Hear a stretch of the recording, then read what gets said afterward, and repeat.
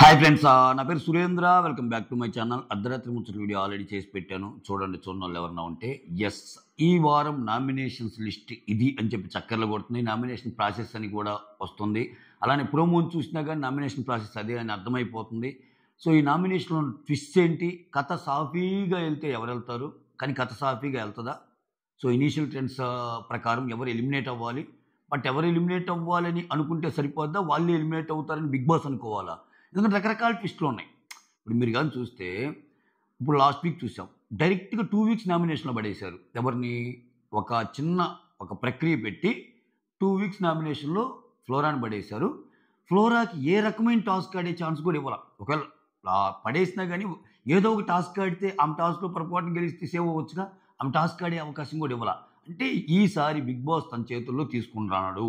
అర్జునుడు అంటే ఇదే. అర్జునుడు అంటే మొత్తం ఆయన చేతిలోనే తీసుకుంటున్నాడు ఈసారి. ఏది ఏమైనా జరగవచ్చు. ఓకే, కాబట్టి ఆ ట్విస్ట్ ఏంటి? ఎందుకు ఒకరి లిస్ట్లో ఉన్న ఇంకొకరు పోయే ఛాన్స్ ఉంది, దానికి ఎంతవరకు ఛాన్సెస్ ఉన్నాయి అనేది మాట్లాడదాం. దానికంటే ముందు కామనర్స్ గురించి కోరండి. చాలా ఇష్యూ వస్తుంది. కామనర్స్ వరుసగా పోతున్నారు, అది ఇది టార్గెట్ చేస్తున్నారు, అది ఇదని.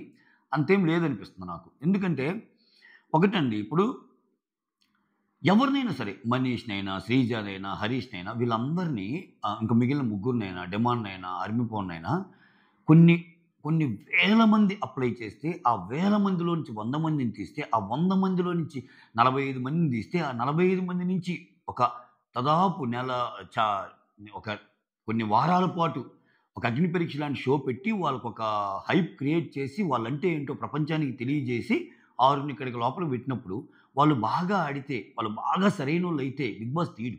ఎందుకు తీస్తాడండి?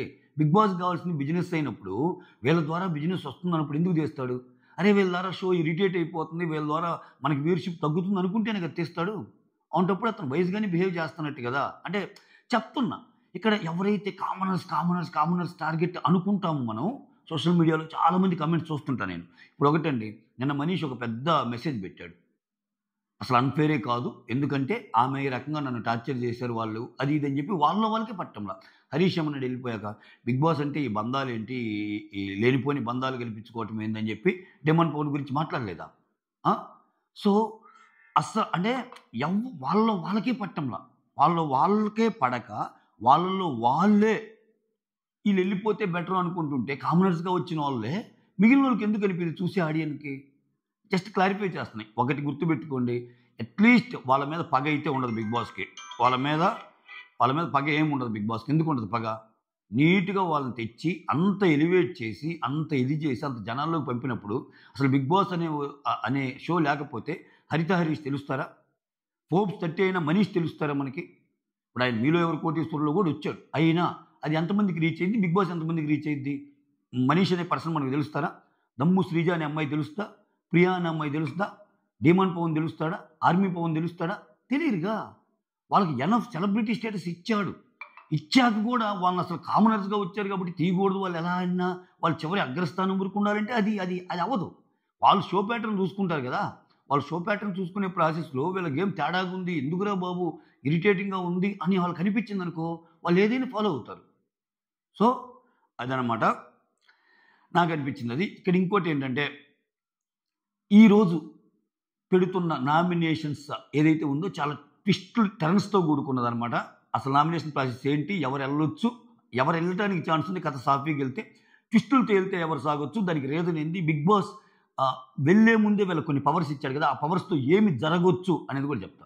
ఇటువంటి క్రూషియల్ అండ్ క్రిటికల్ అనాలిసిస్లు మన ఛానల్లో సొంతం, మిస్ కాకండి. ఓకేనా? ఎస్, ఇక్కడ ప్రాసెస్ ఏం పెట్టాడు? ఒక్క సెకండ్.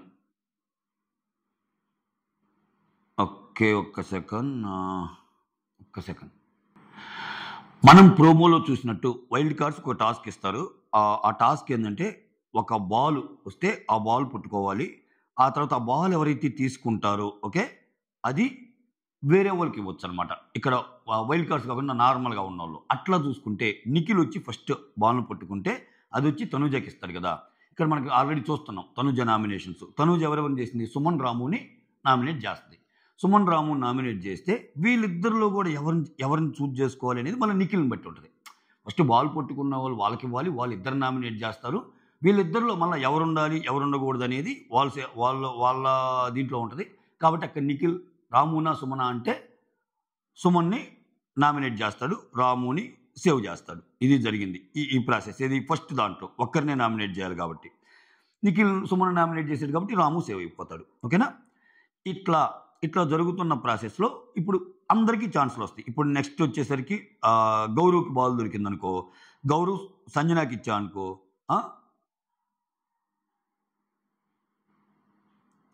సంజన ఏం చేస్తుంది, భరణి అండ్ రాముని చేస్తుంది. భరణి అండ్ రాముని చేసినప్పుడు మళ్ళీ గౌరవ్కి ఛాన్స్ వస్తుందిగా. గౌరవ్కి ఛాన్స్ వచ్చినప్పుడు గౌరవ్ ఇక్కడ భరణిని నామినేట్ చేస్తాడు. ఇక్కడ చూసారా, ఇక్కడ ట్విస్టులు చూడండి. రాము ఇందాక దాంట్లో సేవ్ అయ్యాడు, ఇప్పుడు దాంట్లో సేవ్ అయ్యాడు. కానీ ఒక 2-3 దాంట్లో సేవ్ అయ్యాడు. ఇంక నేను మిగిలిన చెప్పటంలో ఆ ఎంతు పోద్ది చూడండి. ప్రాసెస్ అయితే ఇది. ఓకేనా? సో ఇట్లా నామినేషన్లో వచ్చిన వాళ్ళలో సుమన్, డేమాన్, తనూజ, భరణి, దివ్య ఉంటారు. రాము చాలామంది రాముని సేవ్ చేస్తారు, అంటే వాళ్ళకి అవకాశం వచ్చినప్పుడు వైల్డ్ కార్డ్స్. కానీ అట్టెందుకు ఒప్పుకుంటాడు బిగ్ బాస్? ఏం చేస్తాడు, కళ్యాణ్కి ఒక ఛాన్స్ ఇస్తాడు. ఎందుకంటే నువ్వు కెప్టెన్ కాబట్టి డైరెక్ట్ నామినేట్ చేసేవే నీకుంది అని. అప్పుడు రాముని చేస్తాడు. ఇక్కడ మామూలుగా జరుగుతున్న ప్రాసెస్ని ఒక కొత్త ప్రాసెస్తో డీవియేట్ చేసి ఒకటి పెట్టాడంటేనే మనం అర్థం చేసుకోవాలి బిగ్ బాస్ థాట్ ప్రాసెస్ అని. మామూలుగా అయితే రాము లేడు, కెప్టెన్కి ఇచ్చిన పవర్ వల్ల వచ్చాడు అంటే ఏదేం జరగవచ్చు. లాస్ట్ టైం 2 వీక్స్ కంటిన్యూస్గా నామినేషన్స్లో ఉన్నట్టు అసలు ఒక్కోసారి అనిపిస్తుంది, అబ్బా అన్యాయం అంటే అరవలేని వాళ్ళకి, మాట్లాడలేని వాళ్ళకి అన్యాయం జరిగితే అది అన్యాయం కాదేమో. నిజంగా ఫ్లోరాగా జరిగింది లాస్ట్ వీక్. ఎంత దారుణం అంటే చెప్తాను చూడు, ఒక్క మాటలో చెప్తా. ఆమె నామినేషన్లో ఉన్న ఆమెకి 2 వీక్స్ నామినేషన్లో ఉన్న మిగిలిన వాళ్ళకి నామినేషన్లో ఉన్న డేంజర్ జోన్ వాళ్ళందరికీ ఆడే అవకాశం ఇచ్చారు. అట్లీస్ట్ ఆమెకు ఆడే అవకాశం కూడా లేదు. ఆడే అవకాశం కూడా ఇవ్వకుండా చేసినా కానీ అది అసలు అన్యాయమే కాదు. ఎందుకంటే ఆ మళ్ళీ కంటెంట్ రావట్లేదు కాబట్టి ఓకే అన్నాడు. నేనంటుంది అదే, ఎవరికి ఏది జరిగినా ఫ్లోరా అయినా లేకపోతే శ్రీజ అయినా ఇంకొకరైనా అందరూ ఒకటే, ప్రాసెస్ ఒకటే. అల్టిమేట్గా బిగ్ బాస్ షో వాళ్ళకి నచ్చినట్టు వాళ్ళకు అనుకున్నట్టే ఇది వెళ్తుంది. ఇది నువ్వు ప్రిపేర్ అవ్వు, అంతేగాని అసలు అట్లా వెళ్ళకూడదు అన్నట్టు అనిపించినా మనం ఏం చేయలేం. షో కండక్ట్ చేసేది వాళ్ళబ్బా, ఏం చేయగలం మనం? ఖచ్చితంగా వాళ్ళు అనుకున్నట్టే వెళ్తుంది షో, అంతే. నువ్వు నేను అనుకున్నట్టయితే వెళ్ళదు. అక్కడ ఎలా వెళ్తుందో దాన్ని అనలైజ్ చేసుకోవటమే, అక్కడ ఏం ప్లాన్స్ జరుగుతుందో దాన్ని మాట్లాడుకోవటం అనేది నా ప్రాసెస్. ఇక్కడ కళ్యాణ్ చేయటం వల్ల రాము వచ్చేస్తాడు. సో టోటల్గా సుమన్, డిమాన్, తనుజ, భరణి, రాము, దివ్య వీళ్ళు 6 ఉంటారనమాట. ఇలా 6 ఉన్నప్పుడు ఇప్పుడు ఎలిమినేషన్ ఇనీషియల్ ట్రెండ్స్ ఎలా ఉన్నాయి? దివ్య లిస్ట్లో ఉంది. దివ్య ఏడుపుకి, దివ్య భయానికి రాత్రి ఏదైతే అర్ధరాత్రి ముచ్చట్లో చెప్పానో, సో నా భయం ఏంటంటే నా వల్ల భరణి గారితో బాండ్స్ అన్ని దెబ్బతింటని అనుకుంటే భరణి ఏదో టాప్లో ఉన్నాడు అనుకొని భరణి ఆటకి నేను ఆటంకం వస్తుందా? ఓకే, సో దీనంతటికి కారణం నేనా? Am I the reason for all these అన్నట్టు ఆమె అంటది. అంటే ఆ బాధలో ఉంది. ఆ బాధతో పాటు వీళ్ళందరూ కూర్చొని అడిగినప్పుడు, సో ఇప్పుడు నేనైతే బయట నుంచి వచ్చి మీ అందరి గురించి ఎలా చెప్పానో నా అభిప్రాయంగా, బయట వాళ్ళది మ్యాక్సిమం అలానే ఉంటుంది కాబట్టి, అలానే ఇప్పుడు వచ్చిన వాళ్ళని వాళ్ళ అభిప్రాయంగా కాకుండా బయట ఆడియన్స్ అభిప్రాయం కూడా అయితే నా పరిస్థితి ఏంటి అని ఏదైతే భయపడిందో ఆ భయం నిజం. ఆమె ఏడుపుకు కూడా భయం అదే. ఆ భయము నిజమని ఎప్పుడు తెలుస్తుందంటే ఈ 6 దివ్య లిస్టులో ఉంది. సో కథ సాఫీగా వెళ్తే, కథ ఎలానే వెళ్తే ఈ వారం అస్సాం టికెట్ దివ్యాకే, ఈ వారం అస్సాం టికెట్ దివ్యాకే. కానీ కథ సాఫీగా వెళ్ళనిస్తాడా బిగ్ బాస్? కథ సాఫీగా వెళ్ళనిస్తాడా? ఫస్ట్ నుంచి చూస్తుంటే నామినేషన్ అయిన వాళ్ళందరి నుంచి మళ్ళీ ఏవో టాస్కులు పెట్టి సో ఒకరిని తప్పిస్తున్నారు. జరిగిద్ది 1-2 రోజులు ఓటింగ్లు అందరూ వేస్తారు, తర్వాత ఏదో జరిగిద్ది. ఇంకా అదేం జరగచ్చు? ఇక్కడ వచ్చిన వాళ్ళు ఆయేషాకి నామినేషన్స్ పవర్ ఒకటి ఇచ్చారు, అది ఎట్లా వాడిద్దో తెలియదు. అట్లానే ఇమ్యూనిటీ పవర్ ఒకటేమో శ్రీనివాస్ సైకో ఎవరికో ఇచ్చారు. ఇప్పుడు వీళ్ళందరికీ 6 పవర్లు ఇస్తారు కదా. చిట్టి పికిల్స్కి ఏమో ఫుడ్ పవరు, గౌరవ్ గుప్తాకేమో నీకు ఏ బాధలో ఉన్నా ఏం అర్థం కాకపోయి నీకు కన్ఫ్యూజ్ అయినా బిగ్ బాసే వచ్చి నీకు చెప్తాడు. బిగ్ బాస్తో సొంత అన్నలాగా, తమ్ముళ్ళలాగా, బామ్మడిలాగా మాట్లాడవచ్చు నువ్వు అన్నట్టు ఒకటి పవర్ ఏదో ఇస్తాడు. సో అట్లానే ఇక్కడ ఇమ్యూనిటీ పవర్ ఒకరికి ఇచ్చారు, నామినేషన్స్ సేవ్ చేసే పవర్ ఒకరికి ఇచ్చారు. అంటే ఎగ్జాక్ట్గా దాని కంప్లీట్ డీటెయిల్స్ చెప్పాలా, ఇంకా మనకి కొంచెం హైట్ చేశాడు. సో ఆ కంప్లీట్ డీటెయిల్స్ నాకు సార్ చెప్తారు అని అన్నాడు మోహన్ లాల్ గారు, ఆ తర్వాత వేరే వాళ్ళు. కాకపోతే దాన్ని ఎలా అయినా వాడచ్చు. మొత్తానికి ఒక ఇమ్యూనిటీ పవర్ ఉంది, ఒక నామినేషన్ సేవ్ చేసే పవర్ ఉంది. ఎట్లయినా ఆడొచ్చు. ఒకరి ఇమ్యూనిటీ పవర్ ఒకరికి ఇప్పించి ఇంకొకరి నామినేషన్ పవర్ నుంచి ఇంకొకరు తెప్పించారనుకో, ఇద్దరిని కూడా సేవ్ చేయొచ్చు ఈ వారం. సో అంత జరిగిద్దా? ఒకవేళ బిగ్ బాస్ థాట్ ప్రాసెస్ రాము అయితే రాము డేంజర్ జోన్లో ఉంటాడు. ఎందుకంటే లాస్ట్ రాము అండ్ దివ్య, కానీ రాముకి దివ్యకి చాలా పర్సెంటేజ్ తేడా ఉంది. ఓకేనా? సో అంటే ఇనీషియల్ ఓటింగ్ ట్రెండ్స్ చెప్తున్నా నేను. సో అటువంటిప్పుడు రాము వెళ్ళాలా, కానీ దివ్య వెళ్ళాలా, కానీ దివ్య వెళ్ళకుండా రాము ఎలా వెళ్తాడు? దివ్యాకి రాముకి కన్సిడరబుల్ ఓట్ పర్సెంటేజ్ ఉంది. ఖచ్చితంగా దివ్య వెళ్ళాలి, అస్సాం అంటే ఎలిమినేషన్. కానీ వీళ్ళకున్న నామినేషన్ పవరు, వీళ్ళకున్న ఇమ్యూనిటీ పవర్ యూజ్ చేసి గేమ్ టర్న్ చేసి రాము ఏమన్నా పోతాడా? అందుకే నేను చెప్పింది, కథ సాఫీగా వెళ్తే దివ్య స్టోరీ కంచికే అంటే ఇంటికే. కానీ కథ సాఫీగా వెళ్ళకపోతే, ఇన్ని ట్విస్టులు ఉంటే రాము వెళ్ళొచ్చు. రాము అసలు విపరీతంగా పొగుడుతాను నిన్నైతే, నువ్వు అసలు అది నువ్వు ఇది, అసలు ఒక ఫైర్ స్టోమ్ ఏంది, 2 ఫైర్ స్టోమ్లు వచ్చినాయి నాపొచ్చు అది ఇది అంటాడు. ఆమె నాపి వెళ్ళిపోతాడా అనేది మ్యాటర్ అనమాట. చూడాలి. షో పాయింట్ ఆఫ్ వ్యూలో బిగ్ బాస్ కావాల్సింది ఎవరు? వీళ్ళిద్దరు ఎవరి వల్ల గొడవలు వస్తాయి. మోర్ ఓవర్ ఇంకొకటి కూడా చెప్పనా నేను, అంటే ఇది కొంచెం రెగ్యులర్ ఫినామినా మనం ఎప్పుడు మాట్లాడుకునేది. అక్కడ ఉన్న వాళ్ళు చూసుకుంటే లేడీస్ తగ్గిపోతున్నారు. వరుసగా 2 ఎలిమినేషన్లు అయిపోయినాయి, లేడీస్ కౌంట్ తగ్గుతుంది అక్కడ. ఈ సిచ్యువేషన్లో ఇంకొక లేడీ కానీ వెళ్తే లేడీస్ తగ్గిపోతారు. సో అట్లా లెక్కేసుకున్న ఈసారి వెళ్ళబోయే కంటెస్టెంట్ రాము అవుతాడా?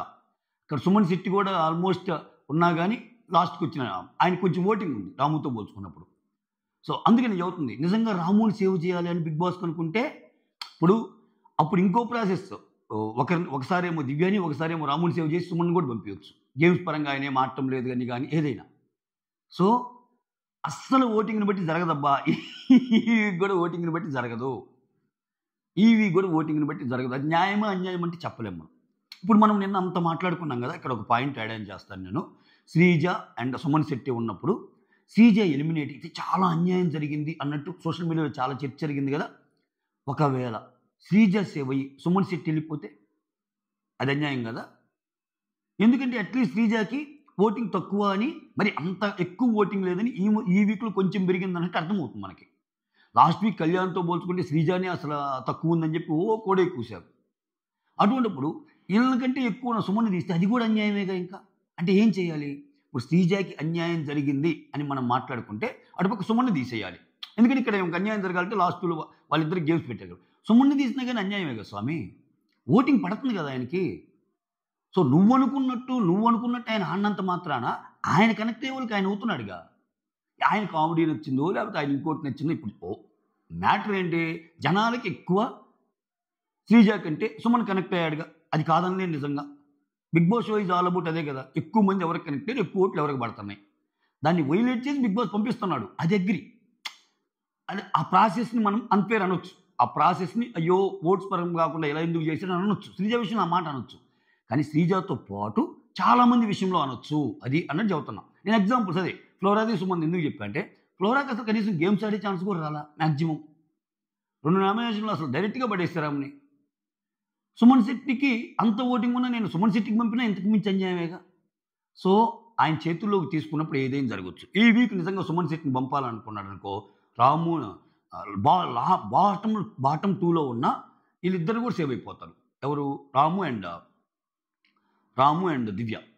కానీ అంత చేస్తాడా? లేకపోతే ఒక్కరిని తప్పిసేయాలి అనుకుంటే, ఇమ్యూనిటీ కానీ నామినేషన్ కానీ ఒకటి వాడియాలి అనుకుంటే వాళ్ళకున్న పవర్స్తో, వైల్డ్ కార్డ్ ఉన్న పవర్స్తో ఖచ్చితంగా దివ్య బయటపడేటట్టు చేస్తే రాము వెళ్ళిపోతాడు. ఓకేనా?